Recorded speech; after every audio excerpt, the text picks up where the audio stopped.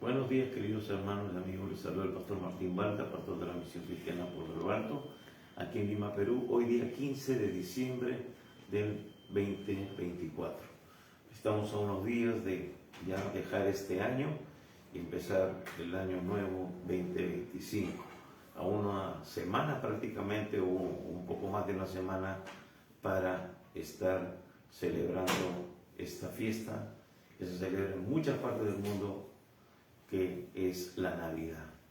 Y nosotros también vamos a poder compartir, pero el verdadero sentido, el verdadero mensaje de la Navidad.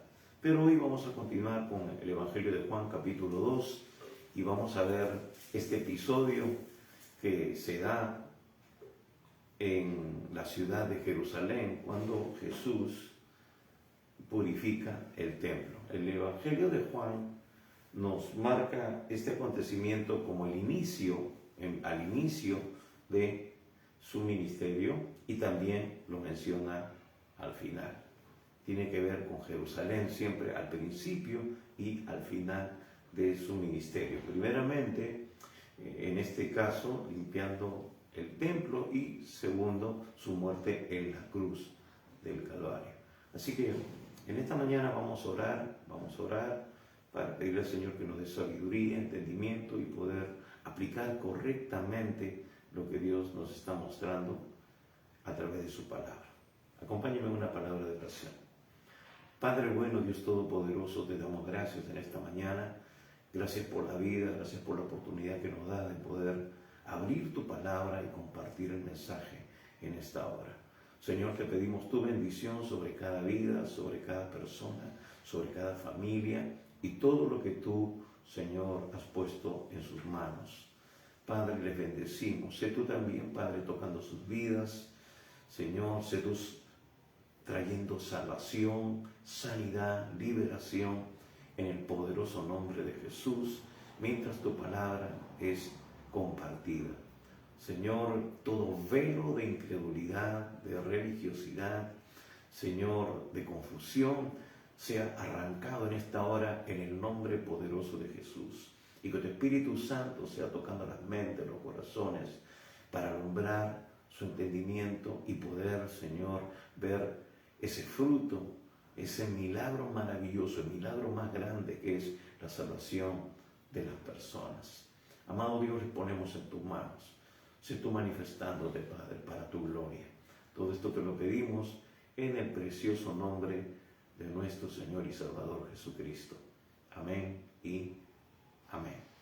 Así que, como siempre les indicamos, si tiene usted una Biblia física, abra su Biblia. Vamos a leer en el Evangelio de Juan, capítulo 2, versos 13 al 25, que nos relata este acontecimiento donde Jesús purifica el templo. Así que vamos a abrir la palabra. Tenga también un cuaderno de notas para que usted pueda escribir lo que Dios está llamando su atención y luego meditar. El Señor Jesús nos mandó, nos sugirió que nosotros no solamente leyéramos las Escrituras, sino que las escudriñáramos. Es decir, vayamos un poco más allá, profundicemos un poco más, porque es ahí donde encontramos la riqueza de todo lo que Dios tiene para nosotros. Así que este es el alimento espiritual que todos nosotros necesitamos. Bien, Evangelio de Juan, capítulo 2, versos 13 al 25. Nos dice así la palabra de Dios. Estaba cerca la Pascua de los judíos, y subió Jesús a Jerusalén, y halló en el templo a los que vendían bueyes, ovejas y palomas, y a los cambistas allí sentados. Y haciendo un azote de cuerdas, echó fuera del templo a todos, y las ovejas y los bueyes, y esparció las monedas de los cambistas, y volcó las mesas.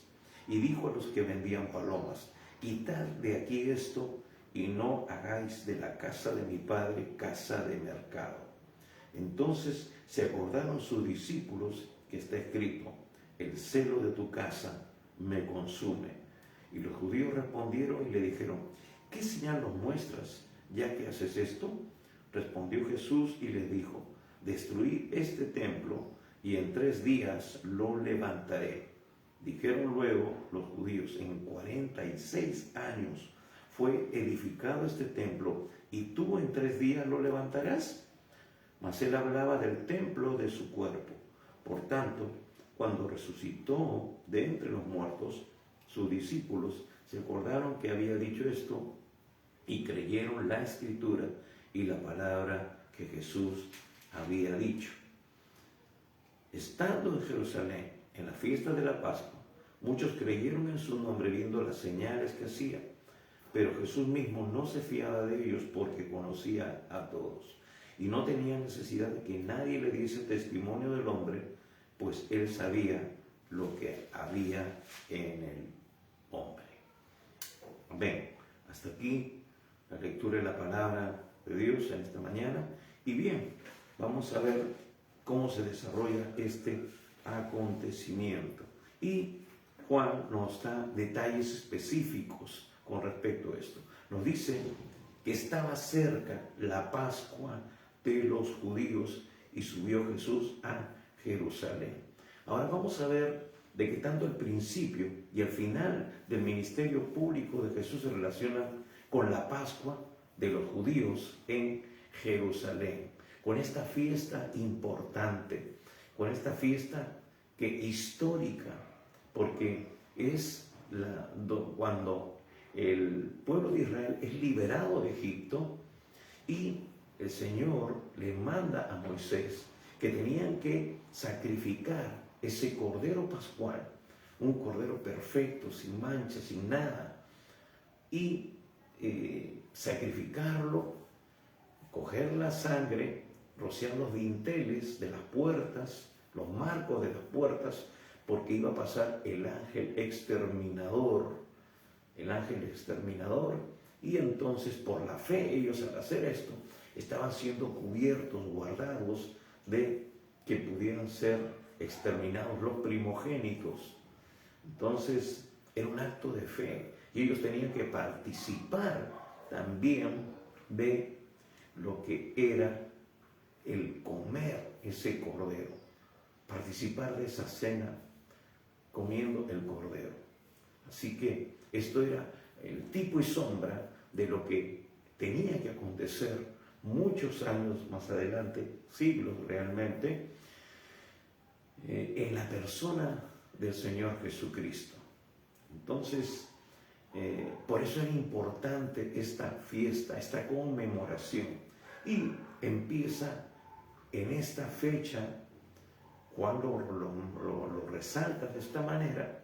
Entonces, al menos el ministerio de Jesús empieza con este acontecimiento en el Evangelio de Juan, que él limpia el templo, y luego también tiene que ver con la otra Pascua, donde ya Jesús forma parte directa, donde él mismo, como el Cordero de Dios, es sacrificado. Por eso que Juan nos menciona al principio de su Evangelio que él es el Cordero de Dios que quita no solamente el pecado del pueblo de Israel, sino el pecado del mundo. Por eso es importante que cada uno de nosotros le entreguemos nuestra vida a Jesús, que nosotros confiemos en ese sacrificio perfecto, así como hacían en el Antiguo Testamento el pueblo de Israel. Ponía sus manos sobre ese cordero inocente, sin mancha, perfecto, sin ningún rasguño, según las especificaciones que Dios mismo daba para presentar ese sacrificio. Ellos ponían sus manos y transferían, por decirlo así, por medio de la fe, los pecados de cada uno de ellos sobre ese animal inocente, y ese animal era sacrificado. Pues ahora Jesús es el Cordero de Dios y nosotros tenemos que confesar nuestros pecados, pedirle perdón por nuestros pecados. Es decir, Él llevó, dice la Escritura, nuestros pecados. Por medio de la fe nosotros estamos de alguna manera reconociendo de que Él es el que ocupa nuestro lugar en la cruz del Calvario, y nosotros somos declarados justos, inocentes delante de Dios por ese acto de fe.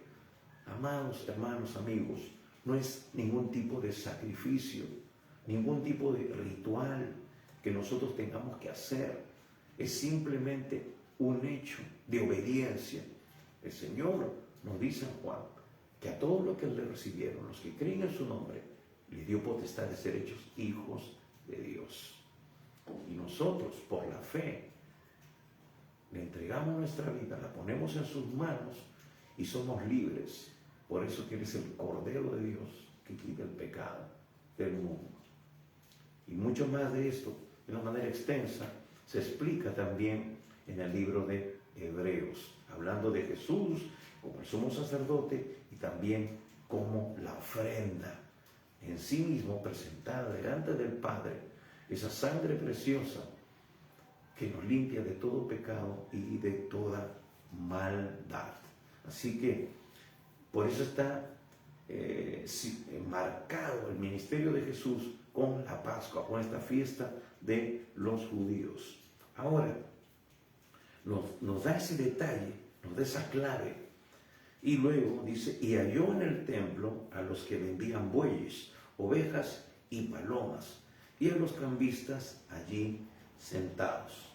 Entonces, vamos a ver aquí del verso 14 al 17, cómo se desarrolla este acontecimiento, cómo Jesús toma acción al observar, al ver lo que está sucediendo en el templo de Herodes, ese templo de Salomón que fue reconstruido y luego también fue ampliado en algún sentido por Herodes. Entonces, ese templo nos va a decir que se demoró 46 años en reconstruir, en volverlo a remodelar.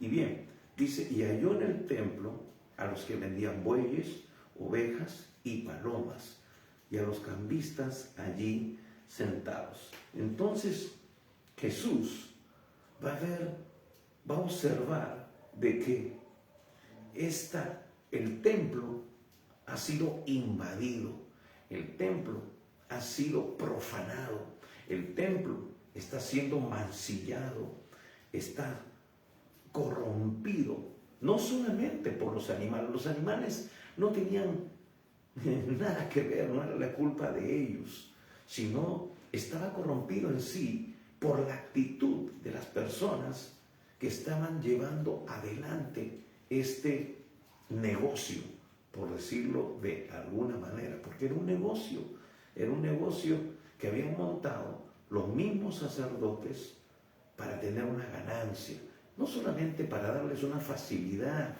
a las personas que querían venir a presentar un sacrificio, sino que había un sentido de codicia, de ambición, más que de facilitarle, por decirlo de alguna manera, las cosas a las personas. Ahora, indudablemente había un sentido paralelo, porque en el Antiguo Testamento el Señor había demandado que cada uno de sus propios animales escogiera lo mejor, escogiera lo perfecto, un animal sin defecto, un animal realmente intachable. Ellos tenían que llevarlo, ¿no?, al templo, y el sacerdote,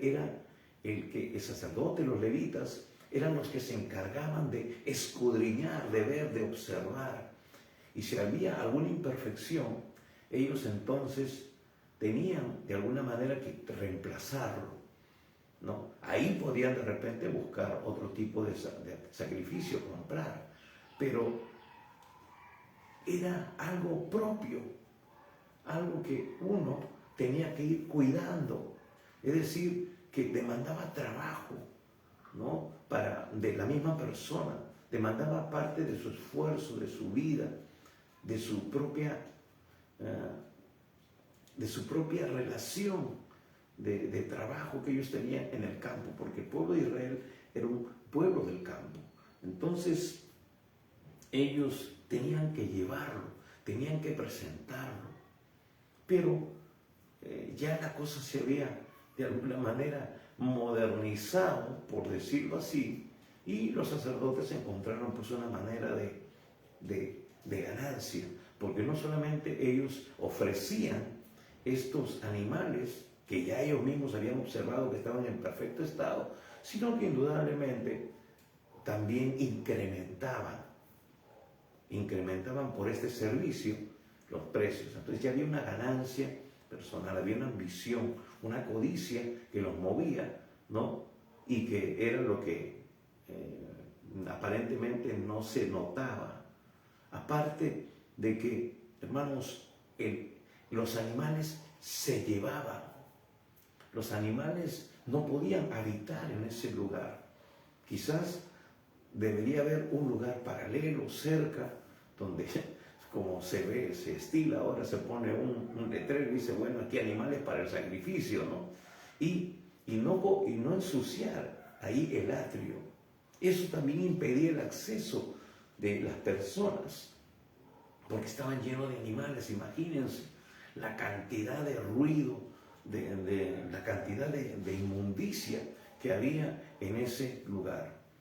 Cuando usted y yo vamos de repente a comprar algún animal, ¿no?, a un centro de expendio, ¿no? Por ejemplo, ahora que ya vienen estas fiestas, mucha gente se va a los lugares de expendio, ¿no? Y donde están los animales de pie, ¿no? Como si están vivos.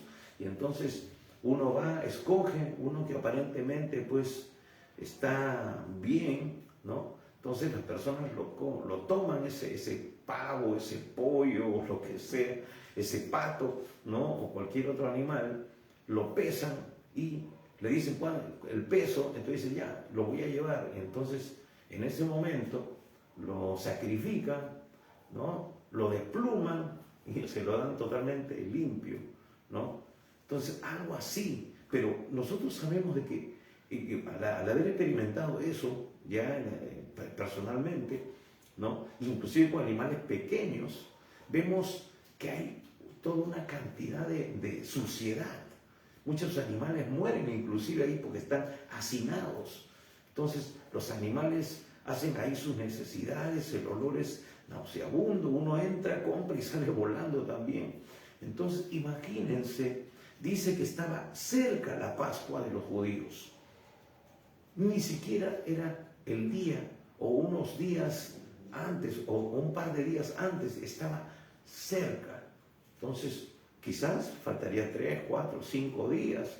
Estaban en el templo y ahí los animales pues comían, hacían sus necesidades y todo lo demás. Entonces imagínense, el templo estaba siendo ensuciado, estaba siendo corrompido, un lugar que debía estar preservado para estar limpio, cuidado, para que tenga acceso la gente, ¿no? Además habían palomas. Ahora está comprobado que la deposición de la paloma produce cientos de enfermedades altamente infecciosas. Solamente las palomas, ese animalito pequeño. Imagínense, habían bueyes, ovejas, palomas, es decir, para toda clase social, porque el que era muy pobre podía comprar una paloma para el sacrificio. Estaba especificado dentro de lo que es la escala de sacrificios.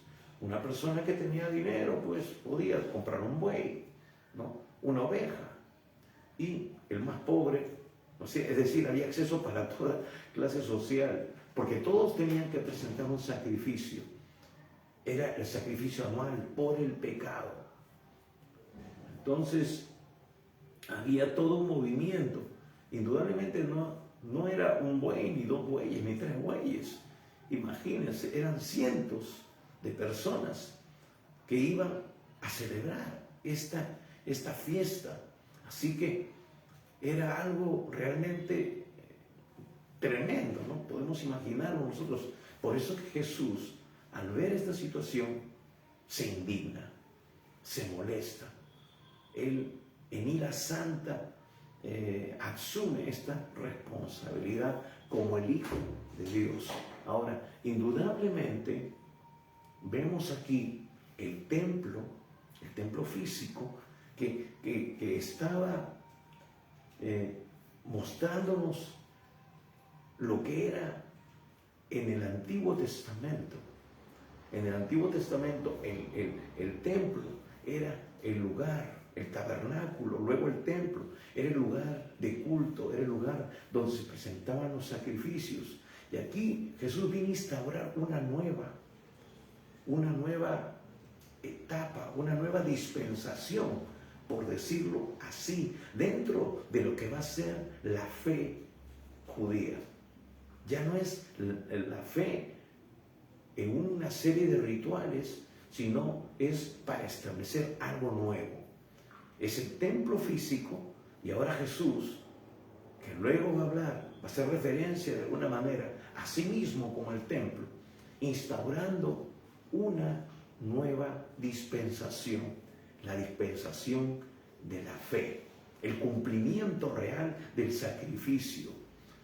Entonces, vamos a ver, y también estaban los cambistas, porque había mucha gente que era prosélita, es decir, gente de otras naciones que venían y habían adoptado la fe del judaísmo, habían creído en Jehová, y entonces ellos venían del extranjero, venían griegos, venían de otras naciones, y entonces necesitaban cambiar el dinero, la moneda de Israel, y poder de esa manera comprar. Ahora, nosotros sabemos también de que eso trae un incremento, ¿no? Cuando usted va a una casa de cambio, de repente usted recibió un giro, ¿no? Va al banco, lo cobra, y en el mismo banco le ofrecen una tasa preferencial, entre comillas, ¿no?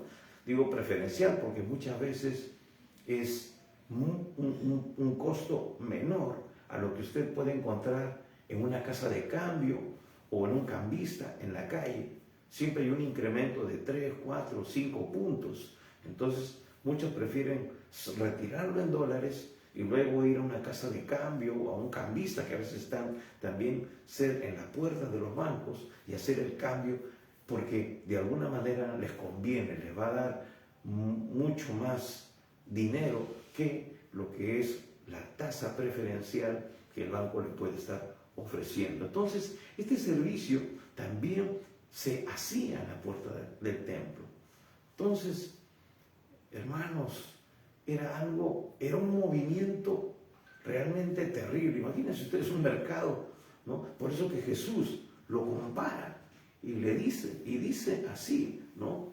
Allí dice, y haciendo un azote de cuerdas, versículo 15, echó fuera del templo a todos, y las ovejas y los bueyes, y esparció las monedas de los cambistas, y volcó las mesas. Imagínese usted a Jesús tomando esa acción, ¿no? Y dijo a los que vendían palomas, quitad de aquí esto, y no hagáis de la casa de mi padre casa de mercado. Realmente era un mercado. Era un mercado donde la gente iba a comprar, a cambiar, y todo. Había un tumulto, ¿no? Por tratar de comprar un animal para el sacrificio. Entonces, dice, se acordaron sus discípulos que está escrito, el celo de tu casa me consume. Aquí lo que está citando realmente, porque Jesús vino a cumplir con lo establecido, con las escrituras. Amados hermanos y amigos, cada cosa que hizo Jesús lo hizo para dar cumplimiento a lo que estaba profetizado, a lo que estaba declarado en la palabra con respecto a Él. Él es el cumplimiento, Él es el verbo hecho carne, nos va a decir Juan. Y justamente esto está escrito en el Salmo 69, versículo 9. Ahí se hace mención a este hecho. Usted puede buscarlo después, leerlo, meditarlo y darse cuenta de que Jesús vino para cumplir con todo lo establecido, con todo lo declarado en la ley y en los profetas. Esto era el tipo y sombra en el Antiguo Testamento, pero ahora Él viene a dar cumplimiento literal de todo lo que está revelado en la palabra. Entonces, vemos aquí que Jesús lo que hace está en perfecta armonía con su naturaleza y carácter santo. Por eso que Él se indignó, se molesta. Ahora, ¿cómo es posible, podríamos pensar, de que Jesús, el Dios hecho hombre, ¿no?, que es manso, humilde, Dios es amor, ¿no?, puede actuar de esa manera, ¿no?, tan irascible, tan violenta en este caso? Pero lo que está haciendo aquí realmente es declarar su verdadera naturaleza. Él sabe que ese lugar es un lugar santo, que es un lugar que tiene que estar totalmente consagrado para las cosas que Dios ha establecido. Entonces, vemos aquí que Él por eso hace ese azote de cuerdas y echa fuera del templo a todos. Ahora, aquí la palabra que se traduce echó, que echó fuera, es un término enérgico que implica la acción de echarlos, arrojarlos del templo. Y aunque se ve una escena violenta porque Él voltea las mesas, las monedas empiezan a rodar por todo lugar, las palomas de repente se empiezan a volar, los bueyes empiezan a correr por algún lado atropellando a la gente, pero Él está actuando en consecuencia a su naturaleza santa. Hermano, santo significa consagrado, separado para Dios. Ahora, Él está aplicando literalmente lo que Dios ya había establecido en el Antiguo Testamento. Es decir, tenía que haber pureza, tenía que haber santidad. Allí es donde Dios se manifestaba. Es ahí donde la Shekinah, la presencia real, tangible de Dios, se manifestaba. Y hermanos, cuando nosotros no damos lugar a que Dios se pueda manifestar, es decir, no creamos el ambiente para que Dios se revele, entonces el que va a imperar en ese lugar es el enemigo. Se ha filtrado el enemigo. Y hermanos, esto no es tan lejos de nuestra realidad actual. Hay lugares, ya lo hemos dicho muchas veces, y aunque esto parezca trillado y tedioso y cansado, pero no nos cansaremos de repetirlo, de que la mundanalidad, la carnalidad, los intereses creados de la clase religiosa, vamos a decirlo así, porque no tiene otro calificativo, es tratar de acondicionar las cosas para tener más, para poder captar más cantidad de gente, sobre texto de que para que conozcan al Señor. Pero todo lo que queremos realmente, o lo que piensan, o lo que tienen en mente es que su iglesia sea la más grande, su iglesia sea la que más gente asiste. Su iglesia es la que tiene todos los programas habidos y por haber para captar mayor cantidad de gente, para captar a los jóvenes, a los niños. Y está bien, tenemos que hacer un trabajo con excelencia, pero tenemos que buscar la estrategia, tenemos que buscar la sabiduría, el plan, el propósito de Dios, y no infiltrar cosas que vienen del mundo para captar mayor cantidad de gente. Eso es lo que hacían estos hombres.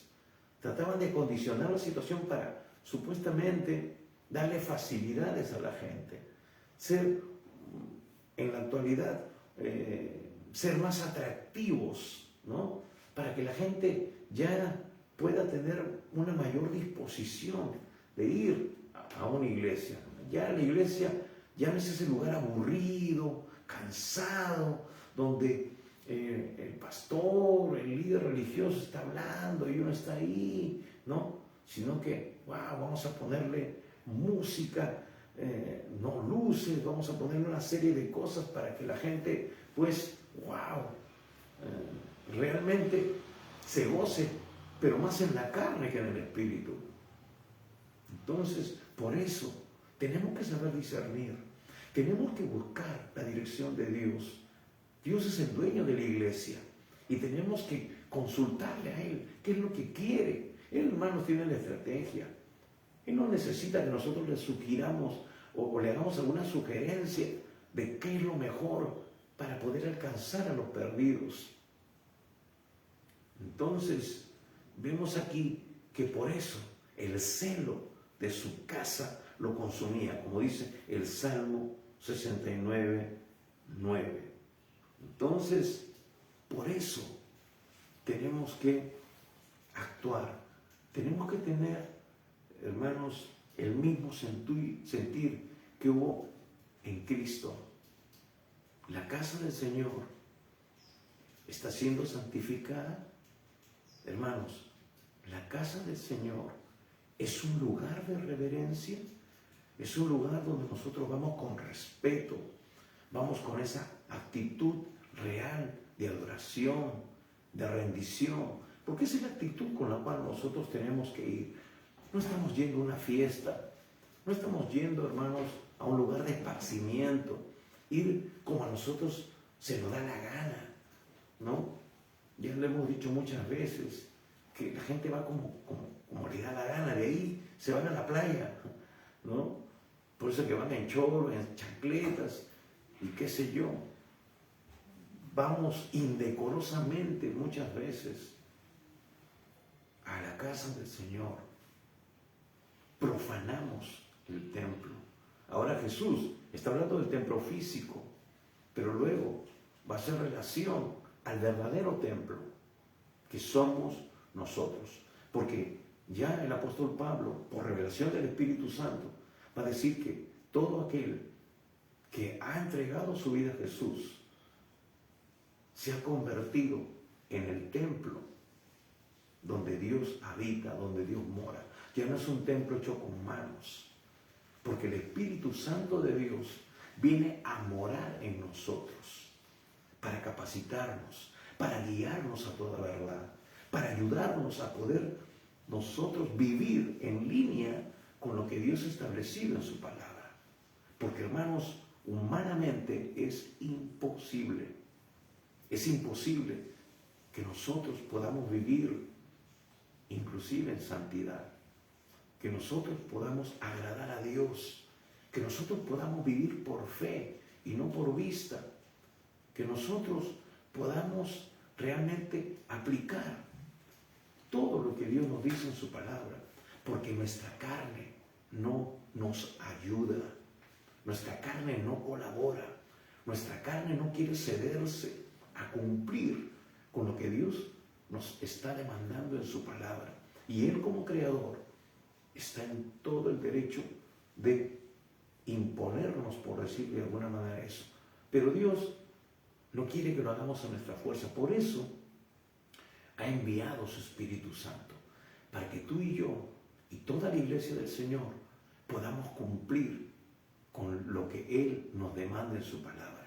Poder vivir en santidad, poder también dar un buen testimonio, poder ser instrumentos en sus manos para alcanzar a los perdidos y para que ellos puedan ver a Cristo en nosotros. Porque no solo se trata de predicar, se trata de reflejar la vida de Dios en nosotros. Hermanos, tú y yo vamos a ser la única Biblia que quizá la gente pueda leer, pueda ver. Dice el Señor, para que vean a nuestro Dios en nosotros y glorifiquen al Padre. Es por eso que tú y yo necesitamos ser llenos del Espíritu Santo. Necesitamos vivir en santidad, vivir en línea con la palabra de Dios. Somos testimonios vivientes. Pablo va a decir que somos cartas abiertas donde el mundo va a poder leer realmente que somos de Dios, que vivimos para Dios. Anteriormente vivíamos en el pecado, la gente nos conocía, sabía cómo éramos, y ahora ven nuestras vidas transformadas por el poder de Dios. Ha cambiado nuestra manera de pensar, ha cambiado nuestra manera de hablar. Ahora decimos no al pecado, no al contaminarnos. Y esa misma actitud, esa misma forma de vida tiene que seguir hasta el día en que el Señor nos lleve a su presencia, o hasta el día en que el Señor Jesús venga por su iglesia. Y ese día, amados hermanos, amigos, está más cerca de lo que nos podemos imaginar. Ya lo hemos dicho muchas veces, se están cumpliendo todas las profecías. La venida del Señor está a las puertas y Él viene por una iglesia sin arruga y sin mancha. Una iglesia que vive en santidad, una iglesia que le agrada, una iglesia que vive en línea con su palabra, no que la cuestiona, no que dice esto no, esto sí, no que esto es del Antiguo Testamento, ya no está vigente para nosotros. Hermanos, lo hemos dicho y no nos cansaremos de decirlo, que toda la Escritura está vigente. El cielo y la tierra pasará, pero su palabra no pasará. Entonces, Jesús actúa de esta manera y los judíos, dice el versículo 18, respondieron y le dijeron, ¿qué señal nos muestras ya que haces esto? Entonces, aquí los judíos siempre tenían una inclinación de demandar una señal, un milagro que respalde lo que Jesús está haciendo. Es decir, ¿quién te ha dado a ti autoridad para esto? ¿Por qué tú no eres ni siquiera un rabino reconocido? No formas parte del Sanedrín, de este grupo selecto. Vienes y te tomas atribuciones que no te corresponden. Le estarían diciendo, quizás, pero Jesús, y por eso le demanda señal. Era un desafío a la autoridad de Jesús por lo que Él acababa de hacer en el templo. Entonces, por eso los judíos empiezan a demandar una señal, un milagro, ¿no? Como base para la aceptación a lo que Él está haciendo. Entonces, Jesús les da una respuesta. La respuesta de Jesús a su pregunta fue simple y sin embargo es algo que está escondido también para ellos, porque están velados por ese espíritu de religiosidad. Y hermanos, los primeros que se opusieron paradójicamente a Jesús fueron los religiosos. Increíble. Más bien los religiosos podían tener la capacidad de poder discernir, de poder darse cuenta de lo que era de Dios y lo que no era de Dios. Pero ellos, velados por ese espíritu de religiosidad, no pudieron entender de que Jesús era el cumplimiento literal de lo que ellos supuestamente conocían como la Torá, la ley, los escritos de Moisés y de los profetas. Entonces, aquí Jesús les dice, destruid este templo y en 3 días lo levantaré. Lo que está diciendo ahí en el versículo 19. Respondió Jesús y les dijo, destruid este templo y en 3 días lo levantaré. Ahora es interesante, por eso tenemos que escudriñar las Escrituras, por eso tenemos que ir un poco más allá. No solamente leerlo en nuestra Biblia en castellano, sino, si es posible, y ahora tenemos el acceso, tenemos las herramientas a través del internet. Hermanos, podemos ir a una librería y estudiar. por nuestra propia cuenta, de manera autodidacta, o ir a un seminario, seguir un diplomado. Ahora la sociedad bíblica tiene tantos diplomados para poder estudiar el hebreo, el griego. Entonces podemos profundizar en el conocimiento de lo que está diciendo aquí realmente Jesús. Entonces aquí la palabra traducida al templo en el relato es la palabra hierón. En el versículo 14 dice: y halló en el templo a los que vendían bueyes, ovejas y palomas y los cambistas allí sentados. Entonces allí el relato que habla, la palabra traducida al templo es hierón, y se refiere a la totalidad de este recinto sagrado, es decir, el atrio, los pórticos y todo lo que conllevaba la estructura del templo. Y entonces no está empleando nada metafóricamente, mientras que aquí en la palabra, en el versículo 19, cuando Jesús está diciendo, respondió Jesús y le dijo: destruid este templo y en 3 días lo levantaré, lo que está usando es la palabra naos, es decir, el actual edificio, está refiriendo al actual edificio sagrado empleado para referirse a su propio cuerpo. Como dice ahí en el versículo 21, mas él hablaba del templo de su cuerpo. Juan nos detalla esto. Juan capta el sentido literal de la palabra que Jesús está empleando, la palabra naos. Y para nosotros los cristianos, pues, constituye el cuerpo espiritual de Jesús.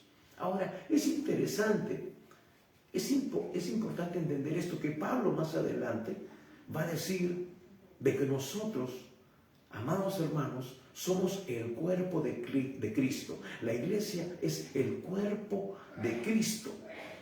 Él es la cabeza y nosotros, dice, somos el cuerpo. Lo detalla esto en muchos pasajes, en 1 de Corintios, en 2 de Corintios. Ahora, los judíos no pudieron captar esto y ellos creyeron que se refería pues al templo restaurado, a este edificio físico, pero él estaba hablando del cuerpo, de su cuerpo mismo. Por eso dice naos, usa esta palabra, de su propio cuerpo, como detalla aquí Juan en el versículo 21, más él hablaba del templo de su cuerpo. Ahora, nosotros, retomando la idea de lo que Pablo dice, somos el cuerpo de Cristo. Su iglesia es el cuerpo de Cristo. Y, hermanos, esto nos da una revelación importante a nosotros. Jesús, ¿qué hizo aquí? Hizo un acto de limpieza, un acto de purificación, y establece ahora un nuevo templo. Ya no deja de lado este templo físico y establece que Él ahora es el templo donde realmente está la morada, la presencia de Dios. Y nosotros, como el cuerpo de Cristo, por eso somos ahora también templo del Espíritu Santo. Ahora, Jesús está haciendo un acto profético, pero también de cumplimiento literal. Él está limpiando el cuerpo, está diciendo: ahora en este templo que soy yo, es donde realmente se va a ejecutar el verdadero sacrificio. Él es el templo, Él es la ofrenda, Él es el sumo sacerdote, como establece o como declara también el libro de Hebreos. Entonces, vemos aquí de que el templo es el lugar sagrado, pero ha sido profanado. Es ahí donde el pueblo de Dios se reúne para adorar, para ofrecer los sacrificios. Sin embargo, en este momento, en este acontecimiento, el templo se había convertido en un lugar de comercio, de ganancia. Los mercaderes, cambistas de dinero estaban ahí utilizando el templo para sus propios fines en lugar de honrar a Dios. Y entonces lo que está haciendo Jesús al obrar de esta manera es llamar a la santidad. ¿Qué es santidad? Hemos dicho que santo es separado, consagrado para Dios. Jesús sabía para qué había venido a este mundo. Él estaba cumpliendo el plan, el propósito del Padre. Él tenía que vivir en santidad. Hermanos, porque si no hubiera vivido en santidad, si Él no hubiera vivido sin cometer pecado, su sacrificio en la cruz, por ti y por mí, hubiera sido en vano. No hubiera sido efectivo.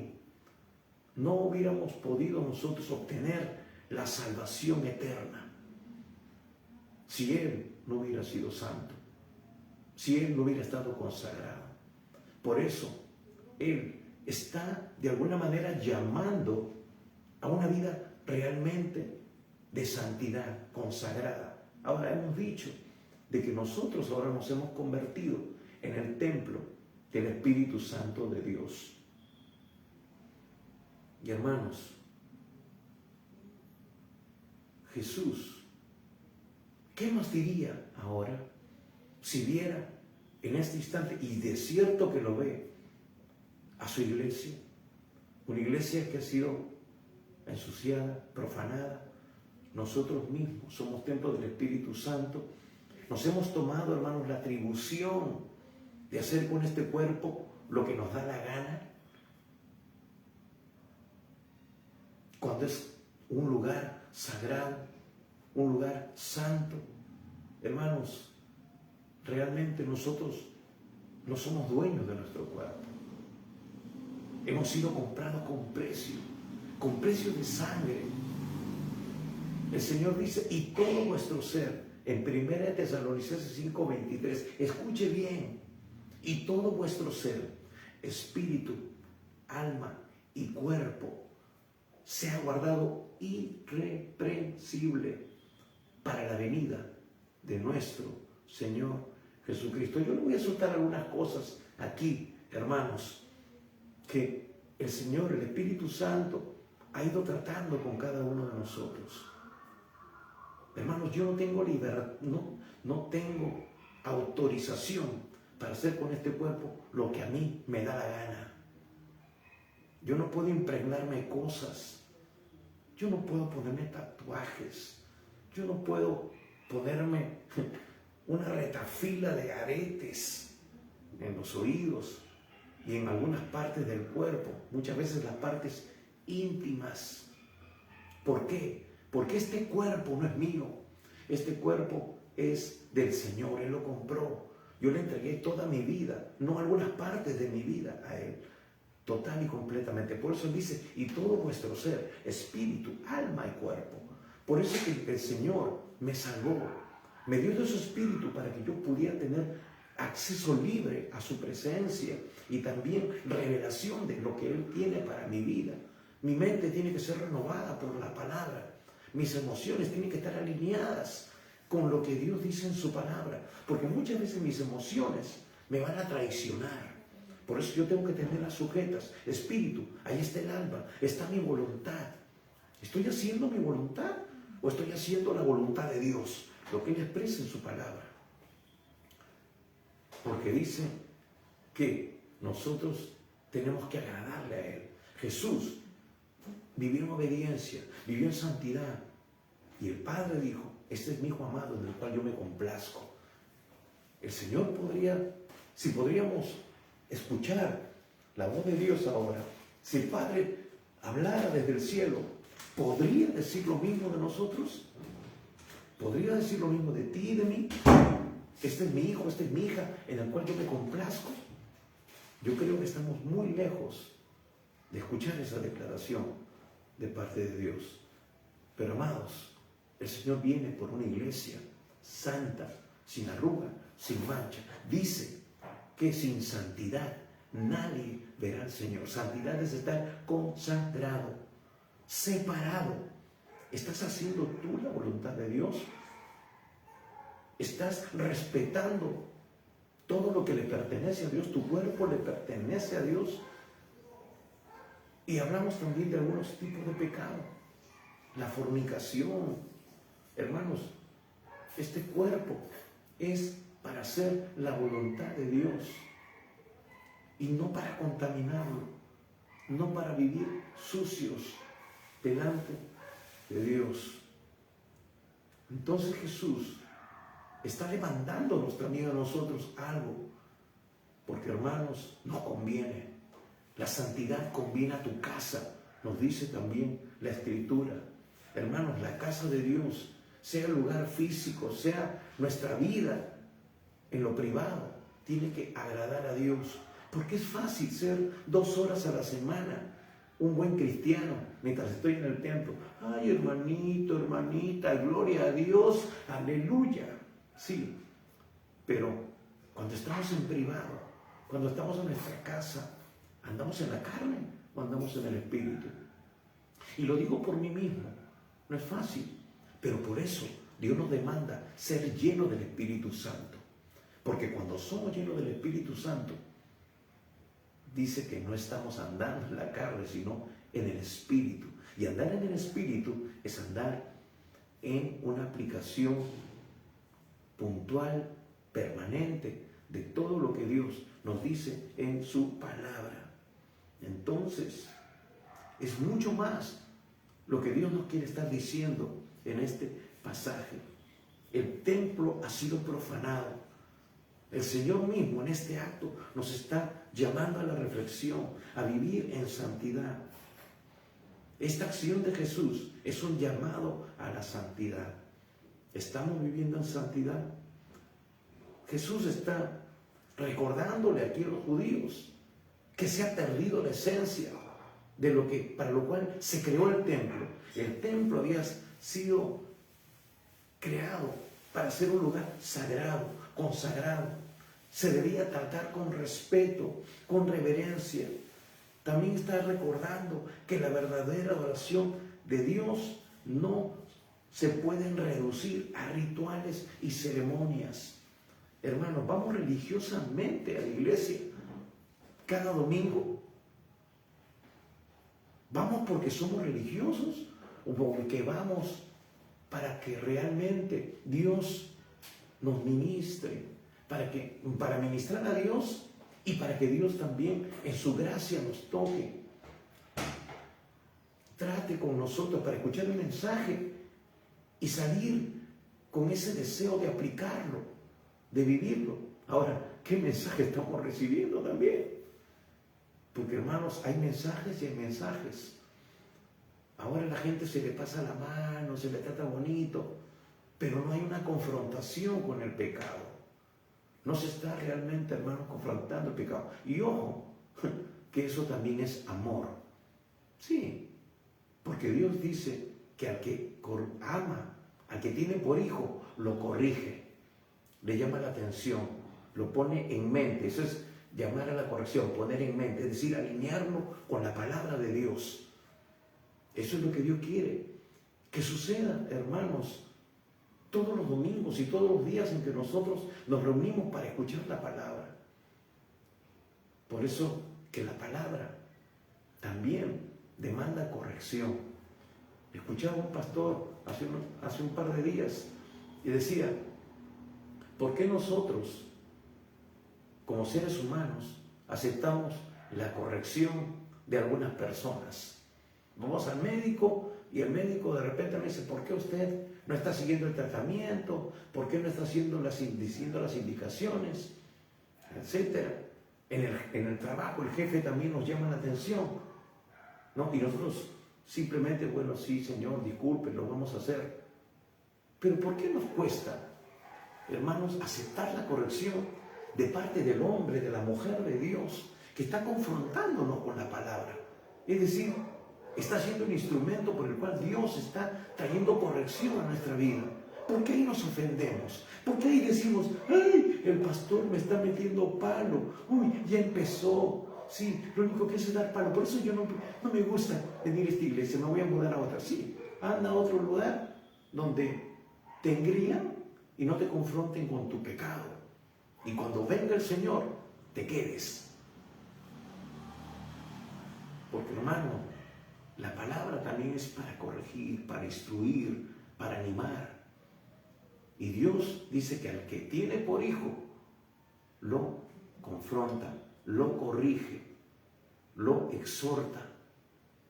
Así que dejémonos de niñerías, dejemos de ser niños fluctuantes, como dice la palabra, y empecemos a madurar, empecemos a asumir nuestras responsabilidades delante de Dios. Y una responsabilidad es vivir en santidad, es vivir una vida consagrada.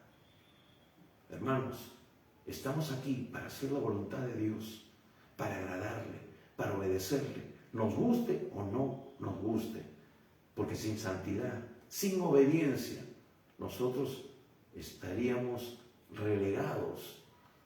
Si no estamos vestidos correctamente para las bodas, entonces no entraremos en ese lugar. El Señor no nos llevará el día que Él ya tiene designado venir y que será pronto. Sin santidad nadie verá al Señor. Y aquí el Señor lo que está llamando es a la santidad.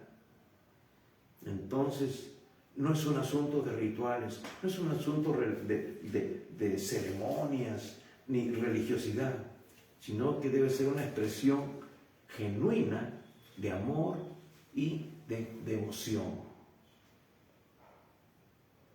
Entonces es un asunto de respeto, de reverencia, de realmente considerar a ese Dios 3 veces santo. Estamos yendo a la presencia de Dios. No podemos ir como nosotros nos parece. Es una manifestación de respeto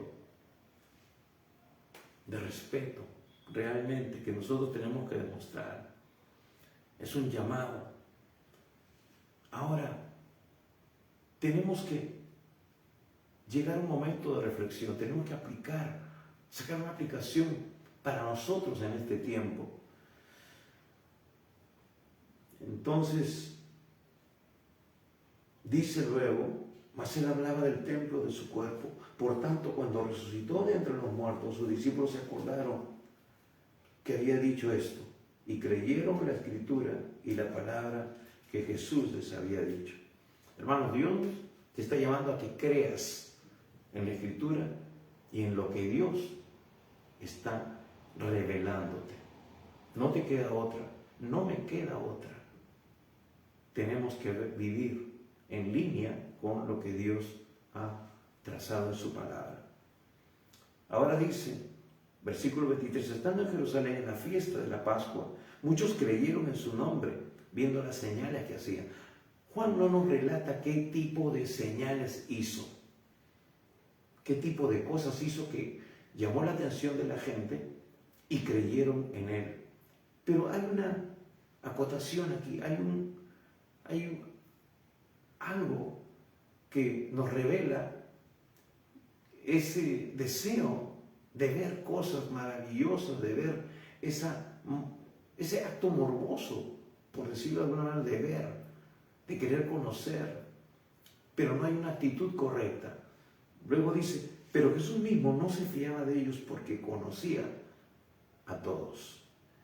Hermanos, hay gente que solamente busca a Dios por recibir un milagro. Hay gente que cuando necesita a Dios, ahí sí, se tira al piso, se humilla para obtener. Y Dios a veces en su gracia actúa, pero Dios conoce. Hermanos, hay cientos de campañas donde la gente recibe un milagro, pero no está dispuesto a rendir sus vidas al Señor. Yo conozco gente que fue sanada de cáncer cuando ministramos, cuando oramos. Dios en su gracia los liberó, los sanó, pero ahora están viviendo en una religiosidad. No rindieron realmente su vida a Jesús. Entonces, ¿de qué vale un milagro físico si espiritualmente no has recibido el milagro más grande, que es ser ahora un hijo, una hija de Dios? Y está destinado a una eternidad sin Dios. Este cuerpo va a durar hasta donde pueda. Pero hermanos, lo que viene es la eternidad. Y es ahí donde nosotros necesitamos realmente tener vida eterna, tener la salvación, haber experimentado ese milagro más grande que es convertirnos en real y verdaderos hijos e hijas de Dios. Pero Jesús mismo no se fiaba de Dios, porque conocía a todos. Dios te conoce. Hermanos, a Dios no lo podemos engañar. Y dice, y no tenía necesidad de que nadie le diese testimonio del hombre, pues él sabía lo que había en el hombre. ¿Cuántas cosas no están sucediendo en nuestra vida porque no tenemos una actitud correcta? Porque no tenemos un corazón recto delante de Dios todavía. Y nos negamos al proceso. No queremos que Dios trate con nosotros. Entonces, ¿qué podemos nosotros aprender de esta historia? En primer lugar, que debemos recordar que nuestra relación con Dios es una relación sagrada. Es una relación que se debe llevar en el ámbito de la santidad, de la obediencia. Debemos tratar a Dios con respeto, con reverencia, y no utilizar su nombre o su casa para nuestros propios fines. Mira cuánta gente viene a mi iglesia. Hermanos, ¿de qué vale si todo lo que se expresa ahí es humano, pero realmente no hay presencia de Dios? Hay más carnalidad, hay mundanalidad. Cada uno hace lo que bien le parece. No hay verdadero conocimiento del estado de las ovejas. Los mismos pastores andan en desorden, sus casas van de cabeza, sus hijos están viviendo, no en sujeción a ellos y a la palabra, sino que están viviendo en pecado, dando mal testimonio. Y hermanos, la Biblia dice claramente que si uno no sabe gobernar su propia casa, no tiene autoridad, está descalificado para ser un ministro en la casa de Dios, un pastor, un líder. No tiene autoridad. Podrán especular y decir, no, ellos son mayores, ellos ya tomaron su decisión. Pero ¿qué has estado impartiendo en tu familia? Hermanos, ha estado orando, clamando, es consciente delante de Dios de que está descalificado, y más bien dejar el cargo y ponerse a clamar, ponerse a ayunar, a orar, a derramar su corazón delante de Dios, pidiendo perdón, diciendo, Señor, tú no fallaste, fallé yo. ¿En qué fallé?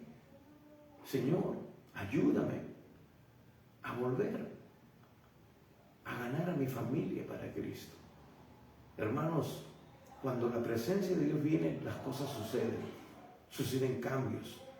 Aunque los hijos, la familia estén plagados de demonios, la presencia de Dios trae liberación, trae sanidad, trae restauración. Lo que falta es búsqueda de la presencia de Dios. Pero no, tenemos que guardar las apariencias. ¿Qué van a decir de mí? Lo están diciendo de ti, aunque no lo escuches. Y lo peor de todo es que Dios lo dice de ti. Lo dice de muchos líderes y pastores que están viviendo en esta situación. Por eso no es un buen indicativo, hermanos, tener un templo grande, tener gente que se pelea por entrar, tener 5, 6, 7 cultos. Eso no es un buen indicativo. Un indicativo es si hay presencia de Dios, porque la presencia de Dios es la que genera los cambios. Hermanos, cuando hay presencia de Dios, la gente cae bajo convicción de pecado. Los demonios salen volando. Hermanos, la gente es confrontada con su condición. Tenemos que andar en la presencia de Dios. Por eso que Moisés dijo, si tu presencia no va conmigo, Señor, mejor no me lleves a ningún lado.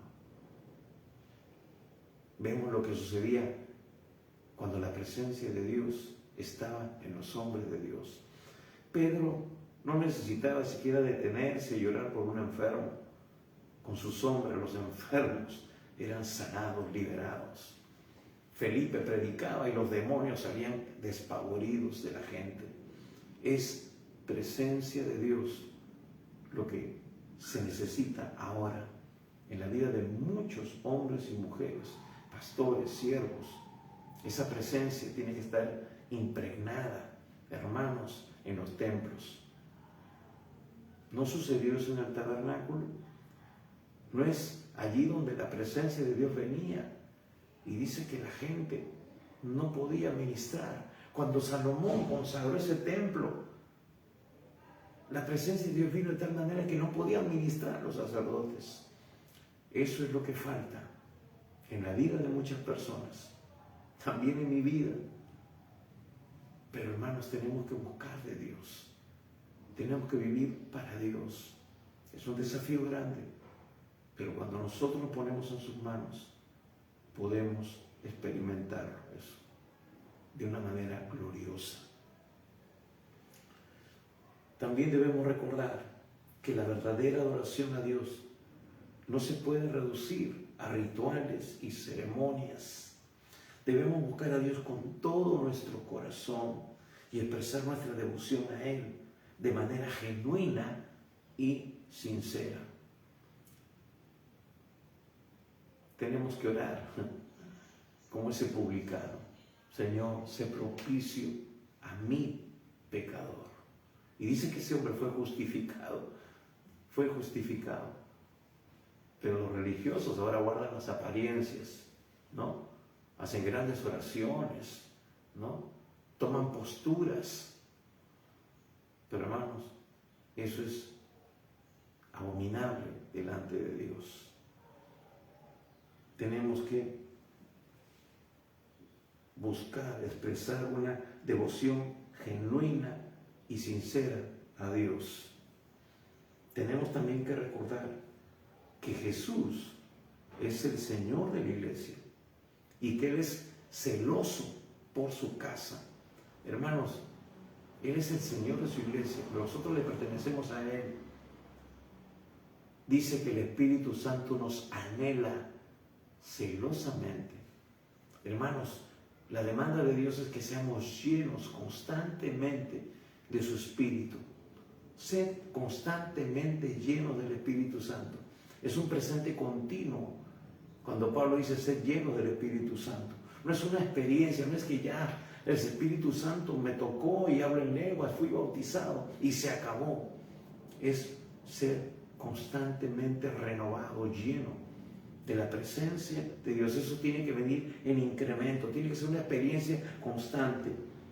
Debemos buscar de la presencia de Dios con todo nuestro corazón y permitir que Él sea el centro de nuestra vida, que Él sea realmente nuestro Señor y nuestra adoración.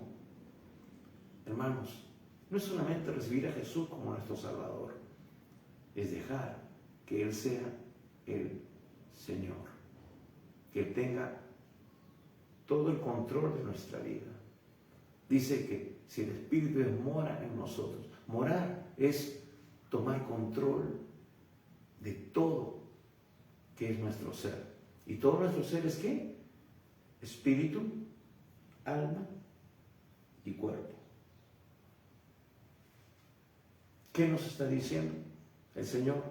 Santidad, verdadera adoración, buscar su presencia con todo nuestro corazón, expresar nuestra devoción a Él de manera genuina y sincera. Que Jesús sea el centro de toda nuestra vida y nuestra adoración, porque Él conoce lo que hay en el hombre. Hermanos, el corazón contrito y humillado, Él no despreciará. El salmista va a decir, si yo hubiera visto iniquidad en mi corazón, el Señor no me habría escuchado. Tenemos que pedirle al Señor que aún los pecados que nos son ocultos por su Espíritu nos sean revelados, para que nosotros, hermanos, saquemos todo aquello que está impidiendo que la gloria de Dios, su presencia, descienda sobre nosotros, que somos el templo del Dios viviente. Vamos a orar. Y si tú estás viviendo en pecado, quiero decirte de que Dios te ama.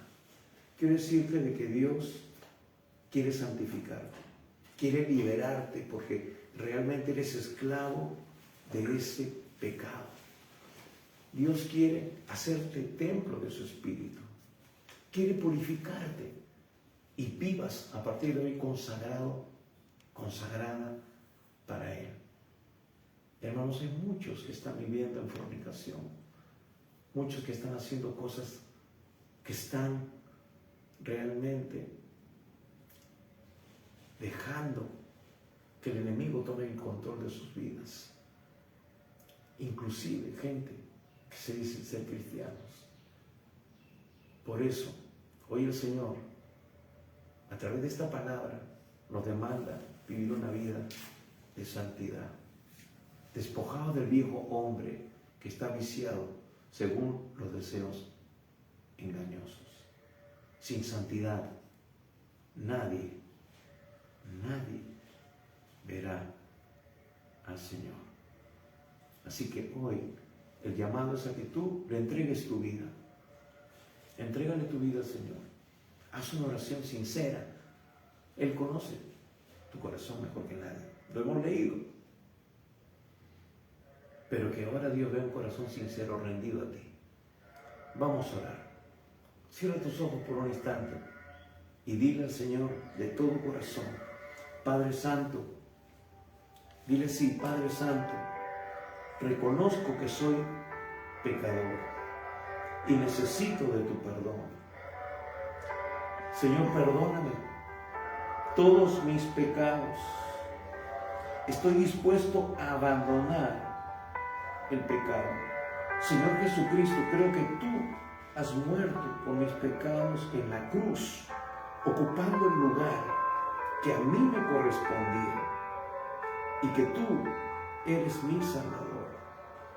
Ahora mismo, Señor, te entrego mi vida, te invito a entrar en mi corazón. Toma el primer lugar en mi vida y te seguiré obedeciendo tu palabra cada día. Señor Jesús, hoy yo te recibo como mi Señor y mi único Salvador. Amén. Amado hermano, y si tú no has estado viviendo en santidad, si tú has dañado esas tres áreas importantes, porque la palabra dice todo vuestro ser, espíritu, alma y cuerpo, y podría decir algo más. Hermano, con este cuerpo no podemos hacer lo que a nosotros nos da la gana. Mucha gente, muchos creyentes cuando fallecen, los creman. Yo cuando he escudriñado la palabra, veo más bien que cuando los huesos se queman, se calcinan, el cuerpo, es cuando hay un juicio de parte de Dios. Un juicio para aquellos que no vivieron conforme a lo que Él mandó. Dios quiere que tu cuerpo, aún cuando estás muerto, le pertenece a Él. Y Jesús no fue cremado. Los hombres de Dios no fueron cremados, no fueron quemados. Solamente los falsos profetas, los herejes, aquellos hombres, aquellos reyes, aquellas personas que fueron malas, Dios mandó que los incineraran. Hermano, si algún día tú partes, que tu cuerpo sea enterrado, que tu cuerpo siga en línea con lo que Dios nos revela en su palabra. Léelo. Ve los casos en los cuales se quemaban los cuerpos, los huesos. Siempre fue por un juicio de parte de Dios. Y nosotros ya no estamos en juicio. Estamos nosotros justificados por la sangre de Cristo Jesús. Se lo digo esto porque eso es lo que el Señor me ha mostrado a mí en su palabra. Pero tú también verifica. A veces uno lo hace porque es más barato, más cómodo, pero no es así. Él ya proveyó para toda nuestra vida, desde el primer día que nacimos hasta el último día de nuestra tierra. Así que, si tú, hermano, no estás viviendo en línea con lo que Dios estableció en su palabra, hoy es el día aceptable, hoy es el día de reconciliación, porque el Señor Jesús viene pronto y quiere encontrarte haciendo su voluntad, viviendo en santidad, viviendo en obediencia. Una vez más queremos recordarle que estamos los días miércoles 7:30 de la noche teniendo el tiempo de oración e intercesión, y los domingos 11 de la mañana tenemos este tiempo de predicación de la palabra de salvación y de edificación.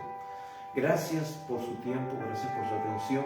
Solamente queremos pedirte algo. Si tú aceptaste a Jesús, comunícate con nosotros. Queremos brindarte algún material para que tú aprendas más de Dios y puedas crecer en la fe. Y también queremos recordarte que el Señor Jesús viene pronto y hay que estar preparado. Prepárate. Cristo viene. Gracias y que Dios te bendiga. Y comparte este video con otras personas. Personas que son amigos, compañeros de trabajo, hermanos que se han apartado de la fe y que son parte de tus contactos. Compárteles. De esa manera tú estarás también haciendo la obra de Dios. Dios te bendiga.